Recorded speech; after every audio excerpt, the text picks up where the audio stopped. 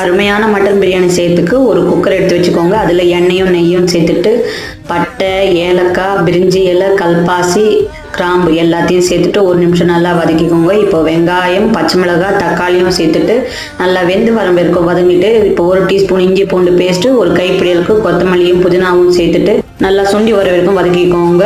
இப்போ பிரியாணி தூள், மிளகாய் தூள், கரம் மசாலா, 1/4 டீஸ்பூன் மஞ்சள் தூள் சேர்த்து நல்லா வதக்கிட்டு 1/2 கப் தயிர் சேர்த்து நல்லா மசாலா எண்ணெயை பிரிஞ்சு வரும்போது இப்போ நம்ம வேக வச்ச மட்டனையும் சேர்த்துக்கலாம். அதுக்கப்புறம் மட்டன் வேக வச்ச தண்ணியும் அளந்து நம்ம சேர்த்துக்க போகிறோம். இப்போ ஒரு எலுமிச்சம்பழத்தை பிழிஞ்சிக்கலாம். தேவையான அளவுக்கு உப்பையும் சேர்த்துட்டு தண்ணி நல்லா கொதிச்சு வரும்போது நம்ம கழுவி வச்சுருக்கிற பிரியாணி அரிசியை சேர்த்துக்கலாம். சேர்த்துட்டு பாதி அளவுக்கு அரிசி வெந்தவுடனே நம்ம அடுப்பை சிம்மில் வச்சுட்டு ஒரு 10 நிமிஷத்துக்கு இதை மூடி போட்டு மூடி ஒரே ஒரு விசில் எடுத்தால் ரொம்ப அருமையான மட்டன் பிரியாணி ரெடி.